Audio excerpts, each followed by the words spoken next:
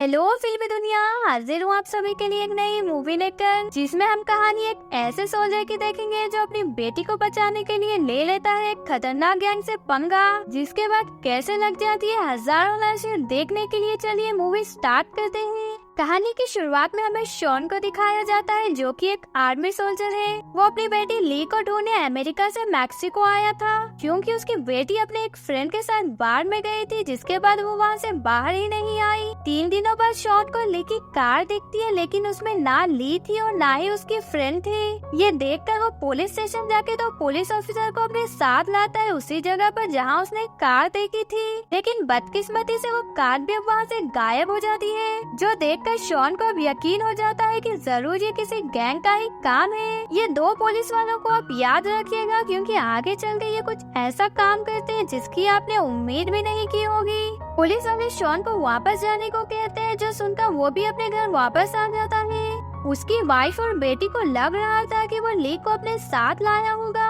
ली को उसके साथ ना देखकर उसकी छोटी बहन गुस्से में वहाँ से अपने रूम में जाके रोने लगती है, जिसे देखकर शॉन अपनी वाइफ को बताता है कि शायद वो एक अच्छा बाप नहीं बन पाया, इसीलिए आज उसकी दोनों बेटियां उससे डिसअपॉइंटेड है। लेकिन वो उससे प्रॉमिस भी करता है कि वो ली को जरूर से बचा लेगा। फिर वो अपने दोस्त मैक्स से मिलता है, जहाँ हमें पता चलता है कि शॉन एक बहुत अच्छा सोल्जर था, लेकिन अपने फादर के बिजनेस को आगे बढ़ाने के लिए उसने आर्मी से रिजाइन कर दिया था। वो सारी बातें मैक्स को बताता है कि शायद उसकी बेटी को किसी गैंग वालों ने किडनैप कर लिया है। मैक्स उसे बोलता है कि ये सब हमें हेडक्वार्टर में जाके बताना चाहिए, वो लोग हमारी इसमें जरूर से मदद करेंगे। शॉन एक आदमी के साथ हेडक्वार्टर जाके उसकी बेटी की मिसिंग होने वाली बात बताता है और बोलता है कि उसे यकीन है कि ये काम जरूर मिशनरी गैंग वालों ने ही किया होगा, जिसे सुनकर सामने वाला ऑफिसर भी डर जाता है, क्योंकि जिस गैंग का नाम शॉन ले रहा था उसके लोग बहुत ही खतरनाक थे। उन लोगों ने सारे मैक्सिको में अपनी दहशत फैलाई हुई थी। वो बोलता है कि उसे जितनी मदद हो सकेगी उतनी मदद वो करेगा, लेकिन अगर ये मसला मिशनरी गैंग वालों से रिलेटेड है तो फिर उसमें वो तो क्या उसकी कोई भी मदद नहीं कर पाएगा। शॉन ये सुनकर समझ जाता है कि उसे अब यहाँ से कोई मदद नहीं मिलने वाली, जो करना है अब उसे अकेले ही करना होगा।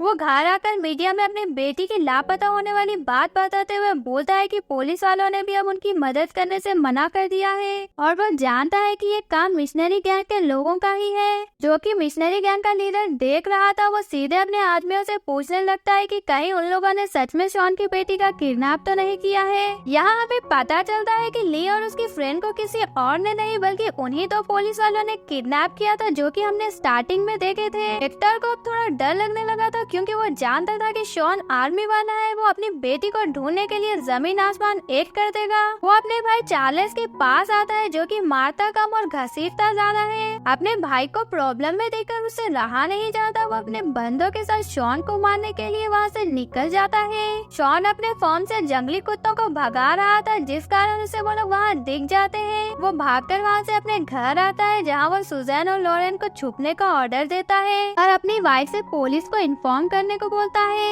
उसकी वाइफ भी पुलिस वालों को इन्फॉर्म कर देती है। शॉन भी एक एक करके उन लोगों को धड़ाधड़ मार रहा था, लेकिन वो लोग बहुत ज्यादा थे और शॉन के पास गोलियां बहुत ही कम बची थी। फिर भी वो लोगों को मारना कंटिन्यू रखता है। वो समझ गया था कि इतने लोगों से वो अकेला इतनी कम गोलियों के साथ नहीं लड़ पाएगा, इसीलिए वो अपनी बेटी और अपनी वाइफ को वहाँ से निकालने का सोचता है। जब वो उन लोगों का ध्यान अपनी तरफ रखेगा, वो सुजैन से कार लेके आने को कहता है। वहाँ एक पुलिस वाला आता है, जिसे उन लोगों ने कॉल किया था, जहाँ वो देखता है कि हर जगह लाशों की टोली पड़ी है। वो भी कम नहीं था, वो भी अपनी गन लेकर फायरिंग करना स्टार्ट कर देता है। शॉन उनका ध्यान भटकाता है। मौका देखकर सुजैन भी कार लेके वहाँ आ जाती है, जिसमें बैठ के शॉन अपनी फैमिली को लेकर वहाँ से निकल जाता है। लेकिन विक्टर का भाई भी चुप बैठने वालों में से नहीं था, वो भी उनका पीछा करने लगता है। शॉन फिर सुजैन से लॉरेन को यहाँ से लेके जाने को कहता है, क्योंकि वो जानता था अगर ये दोनों उसके साथ रहेगी तो मारी जाएगी। शॉन कार से फायरिंग करते हुए उतरता है। वो चार्ल्स के सारे बंदों को उड़ा देता है